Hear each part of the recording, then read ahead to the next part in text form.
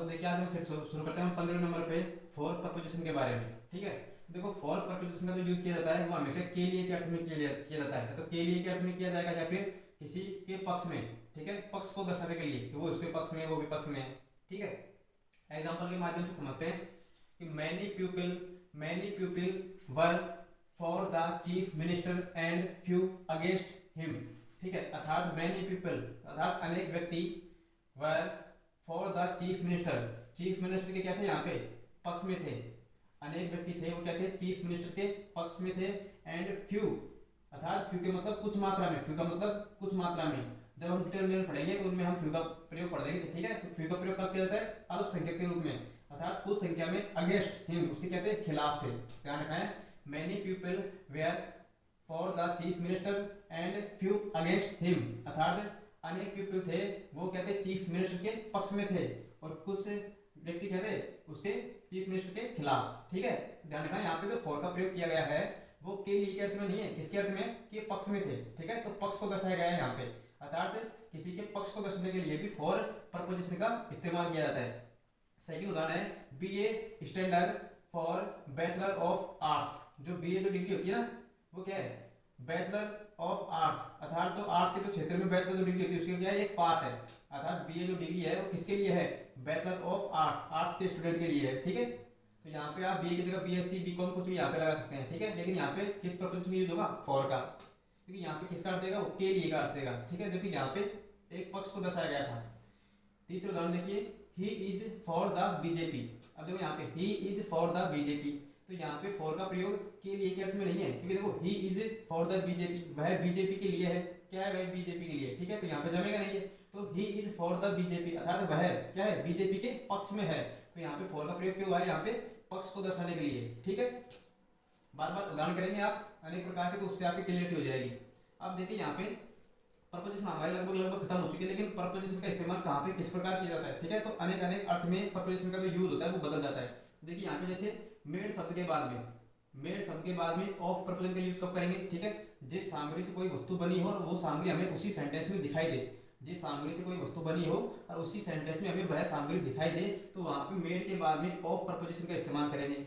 और मेड के बाद में हम फ्रॉम प्रपोजिशन का इस्तेमाल कब करेंगे कि जिस सामग्री से वस्तु बनी हो और वह सेंटेंस में दिखाई नहीं दे, तो वहां पे मेड के बाद में हम फ्रॉम प्रपोजिशन का इस्तेमाल करेंगे। फिर मेड के बाद में हम इन प्रपोजिशन का इस्तेमाल कब करेंगे।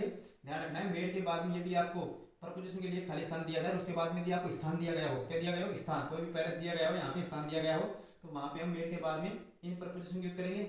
और यदि मेड के बाद में विद प्रपोजिशन का कब यूज करेंगे जब एक से ज्यादा सामग्री हमको दी जाए। ठीक है, कोई वस्तु है जो एक से ज्यादा सामग्री से मिलकर बनी होती है, अगर हमें उन सामग्रियों की सारणी रूप में या फिर उन सारणियों को हमें दिया जाए, ठीक है, जो सामग्रियां हैं उनको हमें बताया जाए सेंटेंस में, तो वहां पे हम मेड के बाद में विद प्रपोजिशन का यूज करेंगे। ठीक है, तो सेंटेंस के अनुसार समझते हैं, जैसे कि this ring is made of gold.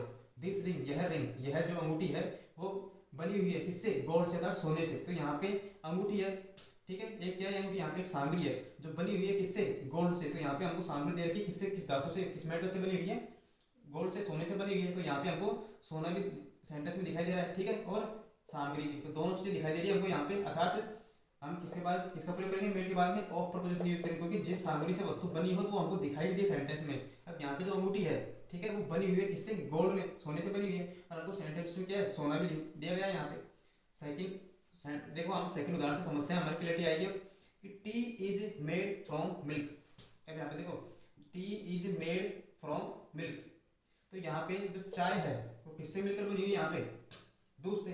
अब यहाँ पे T is made from milk, तो यहाँ पे जो चाय है जो दूध से मिलकर बनी हुई है, लेकिन जब चाय बन जाती है, ठीक है, जब चाय बन जाती है तो उसमें हमें दूध हमको दिखाई नहीं देता है। ठीक है, क्योंकि वहां पर रंग चेंज होता है। ये बात अलग होती है हमेशा कि दूध दूध की चाहिए, ठीक है, लेकिन हमेशा हम सामान्य जो चाहिए उसकी बात करते हैं हमेशा। ठीक है, जनरल लेवल पे। जैसे यहाँ पे देखो फर्स्ट उदाहरण देखो, एक बार जो अंगूठी है, ठीक है, वो सोने से मिलकर बनी हुई है, तो अंगूठी सोने से जब मिलकर बन गई तो उसके बाद भी अंगूठी में क्या है सोना दिखाई दे रहा है। ठीक है, जो सोना पहले था वैसे ही सोना उसमें दिखाई दे रहा है, तो इसलिए यहाँ पे हम ऑफ प्रपोजिशन यूज करेंगे।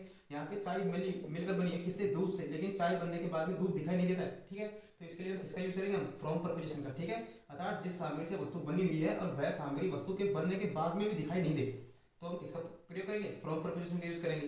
इसी प्रकार देखिए यहाँ पे curd is made from milk. अब देखो कर्ड का मतलब दही किससे बनता है दूध से। अब दही दूध से बनता है, लेकिन दही बन जाने के बाद में दूध थोड़ी दिखाई देता है उसमें, ठीक है, दूध दिखाई नहीं देता, अनाया हम उस दूध को अलग कर सकते हैं। तो वहां पे हम किसका प्रयोग करेंगे, फ्रॉम प्रपोजिशन का यूज करेंगे, ठीक है। अब देखिए यहाँ पे तीसरा उदाहरण है, चौथा उदाहरण है यहाँ पे, this is made with water, this is made with water, tea leaves, sugar and milk. यह अर्थात जो चाय की बात हो रही है या फिर किसी भी सामग्री की बात हो रही है, ठीक है, तो दिस इज मेड किससे बनी हुई है, पानी से, और चाय की लीव्स का मतलब पत्तियों से, चीनी से, शुगर मतलब चीनी से, एंड दूध से। अब यहाँ पे क्या हमको सामग्रियां दी गई है, ठीक है, यहाँ पे क्या दी गई है, हमको सामग्रियां दी गई है। जब भी हमको सामग्रियां दी जाए तो उसके लिए किसके करेंगे, मेड के बाद में विथ प्रपोजिशन का यूज करेंगे, मेड के बाद में विथ प्रपोजिशन यूज करेंगे, ठीक है। इसी प्रकार नीचे देखते हैं हम कि this pen is made in India, ठीक है, this pen is made in India. अब यहाँ पे मेड के बाद में क्या दिया जाएगा, आपको स्थान दिया जाए, ठीक है। तो स्थान से पहले किसका प्रयोग करेंगे, इन प्रपोजिशन का। देखो यहाँ पे मेड के बाद में विथ का प्रपोजिशन यूज कब करेंगे, जब हमको सामग्री दी जाए, ठीक है। अब मेड के बाद में यदि आपको क्या दिया जाए, स्थान दिया जाए, तो उससे पहले हम किस प्रपोजिशन का यूज करेंगे, इन प्रपोजिशन का यूज करते हैं, ठीक है। यहाँ पे आपको एक और बात ध्यान रखनी है, देखो यहाँ पे अगर डिजायर शब्द हो, ठीक है, डिजायर मतलब होता है इच्छा, इच्छा डिजायर शब्द हो, तो उसके बाद में हम सामान्यतः फॉर प्रपोजिशन यूज करेंगे। और जैसे लूस्ट तथा लालसा के लिए, लालसा शब्द को दर्शाने के लिए लूस्ट के बाद में हमेशा फॉर प्रपोजिशन का यूज होता है। और ग्लैम्पस, ग्लैम्पसिस का मतलब होता है एक चमक, ठीक है, चमक, तो चमक शब्द के बाद में सामान्यतः ऑफ प्रपोजिशन यूज करेंगे, ठीक है। ये सेंटेंस में आप जब बार बार सेंटेंस को दोहराओगे तो ठीक है, तो आपको क्लियरिटी आ जाएगी। अब देखिए यहाँ पे हमारे जो प्रपोजिशन है वो तो हमारे लगभग खत्म हो गए हैं, ठीक है, लेकिन कुछ प्रपोजिशन का यूज किसी शब्द के साथ में इस प्रकार किया जाता है, इसलिए हम थोड़ा पढ़ रहे हैं। देखिए यहाँ पे डाई, डाई शब्द के साथ में इन प्रपोजिशन का यूज कब होगा, और डाई शब्द के साथ में ऑफ प्रपोजिशन का यूज कब होगा, ठीक है। तो देखिए थोड़ा एक बार देखिए, डाई शब्द के साथ में, ठीक है, डाई का मतलब होता है मरना, तो डाई शब्द के साथ में इन प्रपोजिशन का यूज कब होगा, जब डाई के बाद में, डाई के बाद में आपको क्या दी जाए, घटना दी जाए, ठीक है। जैसे Ram died in an accident, तो राम है जो खत्म हो गया, किससे, किससे मर गया, वो एक एक्सीडेंट से या फिर एक घटना से मर गया। तो यहाँ पे जब आपको घटना दी जाए तो घटना से पहले किसका प्रयोग करेंगे, हम यहाँ पे इन प्रपोजिशन का यूज करेंगे, ठीक है। और यदि आपको बीमारी दी जाए और बीमारी का नाम लिख दिया जाए, ठीक है, घटना की जगह यदि कोई बीमारी दी जाए और बीमारी का नाम लिख दिया जाए, तो वहां पे हम किसका प्रयोग करेंगे, ऑफ प्रपोजिशन का यूज करेंगे। जैसे my uncle died of cancer, मेरे अंकल की मृत्यु हो गई, किससे होगी, कैंसर से। तो आपको यहाँ पे क्या दी गई, यहाँ पे बीमारी, तो बीमारी दी जाए तो बीमारी से पहले तो किसका करेंगे, ऑफ प्रपोजिशन का। और यदि कोई घटना दी जाए तो घटना से पहले किसका प्रयोग करेंगे, किस प्रपोजिशन का प्रयोग करेंगे, इन प्रपोजिशन का प्रयोग करेंगे। और यदि आपको डाई शब्द के बाद में किसी घटना का कारण भी दे दिया जाए, ठीक है, तो वहां पे ध्यान रखना आपको फ्रॉम प्रपोजिशन यूज करेंगे, किसका, फ्रॉम प्रपोजिशन का यूज करते हैं। अब देखिए यहाँ पे इन टाइम, ठीक है, इन टाइम अर्थात टाइम से पहले इनका प्रयोग कब करेंगे, और टाइम से पहले ऑन प्रपोजिशन का यूज कब करेंगे, और टाइम से पहले एट प्रपोजिशन का यूज कब करेंगे, और टाइम से पहले इन प्रपोजिशन का यूज किस प्रकार करते हैं, तो उनके बारे में उदाहरणों के माध्यम से थोड़ा क्लियर दिलाते हैं। ध्यान रखना है आपको, थोड़ा ध्यान दें। यहाँ पे देखो सबसे पहले प्रयोग करते हैं हम यहाँ पे इन टाइम अर्थात समय रहते हुए, समय रहते हुए कोई घटना आपको दी जाए, ठीक है, तो वहां पे आप टाइम से पहले इन प्रपोजिशन का यूज करेंगे। अब कैसे करेंगे, सेंटेंस के माध्यम से समझिएगा। I always wake up in time to have a big healthy breakfast, ठीक है। आई ऑलवेज मतलब मैं हमेशा, मैं हमेशा उठता हूँ, मैं हमेशा उठता हूँ। I always walk up in time, उस समय, to have a big healthy breakfast, ठीक है। अब ये मैं हमेशा उठता हूँ किसके लिए, एक हेल्दी, एक हेल्दी खाने के लिए, ठीक है, एक हेल्दी स्वस्थ खाने के लिए, ठीक है। तो मैं I always wake up in time to have a big healthy breakfast, अर्थात मैं सुबह हमेशा जल्दी उठता हूँ, ठीक है। तो समय रहते हुए उठ रहा है वो, ठीक है, किसके लिए, ब्रेकफास्ट के लिए। तो वहां पे हम किसका प्रयोग करेंगे, इन टाइम का, टाइम से पहले किस प्रपोजिशन का, इन टाइम, इनका प्रयोग, इन प्रपोजिशन का यूज करेंगे। वहीं पे दूसरा उदाहरण देखिए आप, ताकि क्लियरिटी आएगी। देखो यहाँ पे समय पर, ऑन टाइम अर्थात समय की बात की जाए, यहाँ पे देखो the train is always late, जो ट्रेन है जो ऑलवेज मतलब हमेशा क्या रहती है, लेट रहती है, but today it is on time, लेकिन आज क्या है, ये सही समय पर है, ठीक है। तो जब सही समय की, सही समय के बारे में किया जाए तो वहां पे हम किसका यूज करेंगे, ऑन टाइम अर्थात सही समय पर। तो समय रहते हुए, अगर समय रहते हुए कोई बात होती, ठीक है, तो वहां पे हम इन लगाते प्रपोजिशन। और यहाँ पे समय पर, आज क्या ट्रेन राइट समय पे है, ठीक है, ऑन टाइम सही समय पे है, तो यहाँ पे जो समय पे आनी चाहिए उसी समय पे ट्रेन है, ठीक है, सही समय पे, तो यहाँ पे हम ऑन प्रपोजिशन यूज करेंगे। तीसरा उदाहरण है यहाँ पे, the things will get better if you do on things at A time, ठीक है, अर्थात कोई भी मसला या फिर कोई भी चीज, ठीक है, अच्छी हो सकती है, कब अच्छी हो सकती है, इफ यदि you do on things at A time, अर्थात तुम उसको सही समय पर करो, कोई भी चीज, ठीक है, यदि कोई भी मसला हल हो सकता है, हल हो सकता है कब, यदि हम उसको सही समय पे या फिर उसी समय पे करें। तो यहाँ पे आपको यहाँ पे क्या दर्शाया, यहाँ पे एट ए टाइम, यहाँ पे एक बार में, ठीक है।